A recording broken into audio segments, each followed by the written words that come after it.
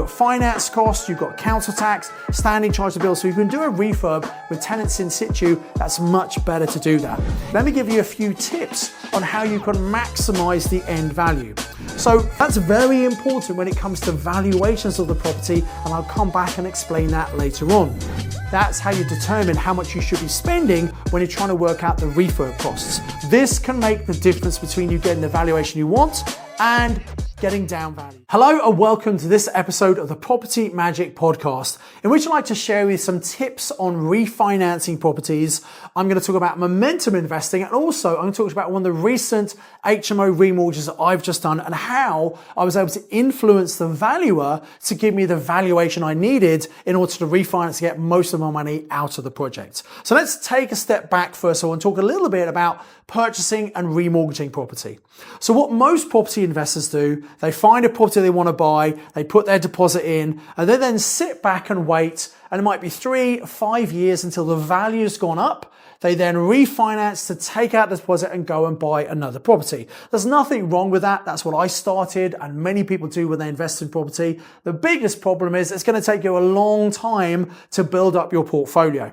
So one of the strategies we teach on our training, and you might have heard about it on this podcast, is called momentum investing. That's where we buy a property ideally below market value, and then we refinance it 6 months later, ideally adding some value in the process if at all possible as well. Now, it's very similar to the concept of the BRRRR, where you buy, refurbish, refinance, rent and repeat.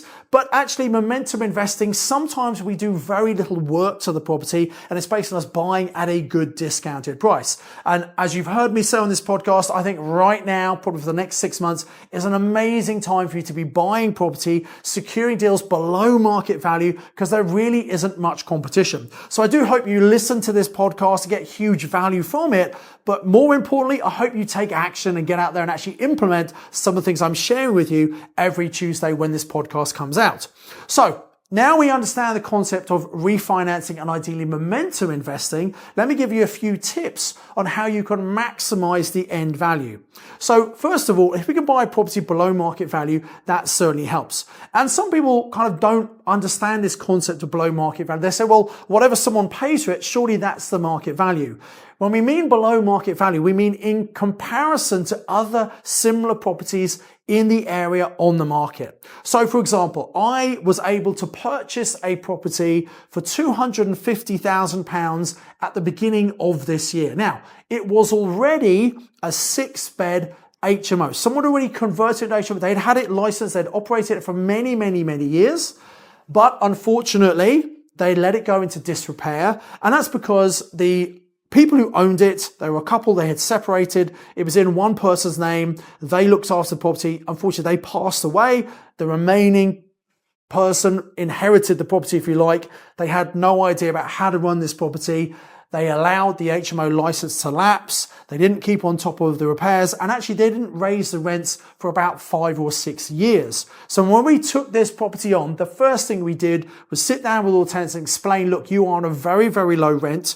We think the condition of the property is not good, so we explained what we were going to do, which included replacing a kitchen, decorating the communal area, fixing the floor, cleaning up the garden, putting a new smoke detector in, putting a new boiler in, and really making a much better property than they had been living in. However, the rents were going to go up. Now, because the rents had not been raised for many years, it's not really fair to raise them straight away to the full rent. So we decided to do it in 2 steps. We said, right, we're going to raise the rents now when we're buying the property and acquiring it, and we'll do it in a year's time. So the tenants got a bit of time to get used to it. Now, we did dramatically improve the living conditions, so most of them were fairly happy with the first increase. They might not all go for the second increase. Some of them might move on, and that would be a shame. But actually, if they look around, they'll see what we're charging is still very competitive to what else is available in the market. So we should be able to get that new higher rent. Now, that's very important when it comes to valuations of the property, and I'll come back and explain that later on. So we improved the condition of the property. We were going to buy it with bridging finance. do the work, and then refinance 6 months later. Now, this is important. If you're buying a property where you do intend to use momentum investing to recycle the deposit, make sure you don't lock yourself into a 2, 3, or 5 year fixed rate mortgage, because if you try and pay that back soon, you'll be paying early redemption charges. And that could be as much as 5% of the mortgage. So it could be quite a lot of cash. So what we do is we get bridging finance where there are no penalties. It's a higher interest rate, but it's still cheaper than having to pay big repayment penalties. So we use bridging, or you use cash. Now, we were going to use bridging. In the end, we actually used cash from a JV partner simply because the owner wasn't looking after the property. It was about to get repossessed. We had to step in very quickly. I spoke to a JV partner. They put in all the money. And the idea is when we refinance it, they're going to get most, if not all, of their money back. They were very happy with that because they're getting then a share of the property. So if you have to move quickly, sometimes you might have to use cash. You might need to give away more to your investors who you're working with just to get the deal done. But anyway, we spent about £30,000 on this property with all the work we were doing. We didn't improve the individual bedrooms because tenants were in those, but as and when tenants move out, we'll redecorate each of the rooms. So we'll eventually have a completely redecorated house. We didn't have to get rid of tenants to do that. That's a really important point to note, because if you kick all the tenants out, that's not good for the tenants, but also you're going to have some void periods. We've got no rental income coming in. You've got finance costs, you've got council tax, standing charge of bills. So you can do a refurb with tenants in situ. That's much better to do that. It did mean that when we had to do the kitchen, we said, look, you're not going to have a kitchen for 5 days. But what we did, we moved things like the toaster, the kettle, etc., into the living room. We moved the fridge into the living room so they could still use those. And we gave them a bit of money each night for them to get some takeaways as a house on us, just because of the inconvenience of not having a kitchen. So there's a way of working around these things. Don't think you have to have a completely empty house in order to make improvements to that property. So we were able to add value with tenants in place. And then that means once we'd owned it for 6 months, we were able to apply for the remortgage. Now, when the valuer comes round to do the refinance, to work out how much is the property worth now, they're going to see what's it worth based on the current condition, subject to the improvements you've made. They also might want to see what are the rents. They want to make sure the rent's enough, and are you charging what you should be charging? So I prepared a simple 2-page document, and let me tell you what was on that document to give to the surveyor. I didn't go to the viewing. My letting agent went to the viewing and was able to confirm all the rents to the surveyor, able to show them a copy of the contracts if necessary, but importantly, given this 2-page document, which was a summary of why it was a deal, why were we able to buy this property discounted at £250,000, which was well below the market value. It was based on the fact that the condition wasn't very good, the HMO license lapsed, etc., etc. So we gave a little bit of background and history. We then detailed what exactly did we do to the property? What improvements did we make? Where did we spend the money so they could see the improvements that we made? If you could possibly have before pictures, they see what it looked like before the work was done, they see what it looked like now. That also helps them understand that you've added value to the property.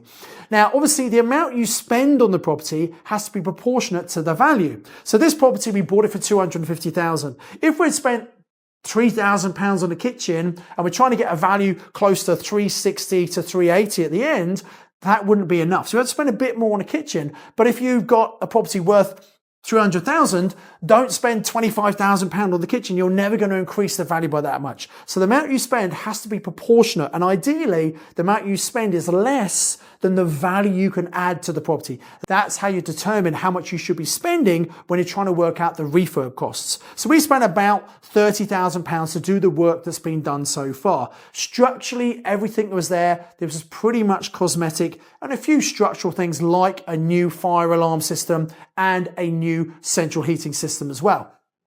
So anyway, we said what work we'd done. We also gave them a schedule of what were the rents when we first took the property on. Remember, they were very low. They'd not been raised for a number of years. What are the current rents right now? And what are the target rents in another 6 months' time once we've owned the property for a year? Showing the surveyor how the rents are going up progressively. And if you're doing a commercial valuation, which for a 6-bed HMO, that might well be considered, actually that gets a much higher valuation than a normal bricks and mortar value. We also talked about what are the like comparisons in the area. Now, it's a bit difficult because there weren't 6-bed HMOs in that exact area, but I referred to just down the road on Bourneville Lane, where I've got 4 other HMOs.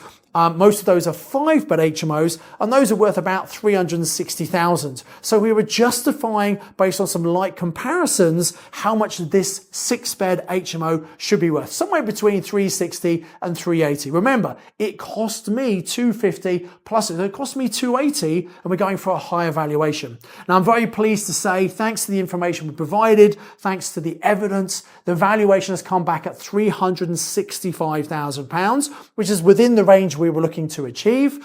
And that means we're going to be able to refinance to about the tune of $273,000. We won't get all of the money out, but we get most of the money out. And that's perfectly fine to make this a really good investment deal. So I would highly recommend to maximize the valuation when you're doing refinances. Take the time just to put a 2-page document together with the information I've shared with you. Just give me a quick summary. So what's the background? What was the situation? Why were we able to get the property at such a low price? What did you spend on the property, the actual work? And if you've got before pictures, that's really good to compare to the current situation now. What are the rental incomes when you first took it on? What is it now? What should it get to? And then also, what's the valuation? We also added the fact that we now successfully have the HMO license and we have the certificate of lawfulness to show it was always used as an HMO. If you give the valuer this information, they might decide to ignore it, but hopefully they take it on board. They're always going to do their own checks, etc. But this particular valuer was, oh, thanks, that's great. Thanks for sharing that with me. And he took it on board and we got the valuation we needed. This can make the difference between you getting the valuation you want and getting downvalued. And I've had a few properties recently where we've not done this, where the value has been downvalued. And the reason we've not done that is we've not actually done much to add value to the property. It's come to the end of a 5-year mortgage fixed term. We're looking to refinance. The market's obviously gone up, but right now, some surveyors are being ultra cautious about value.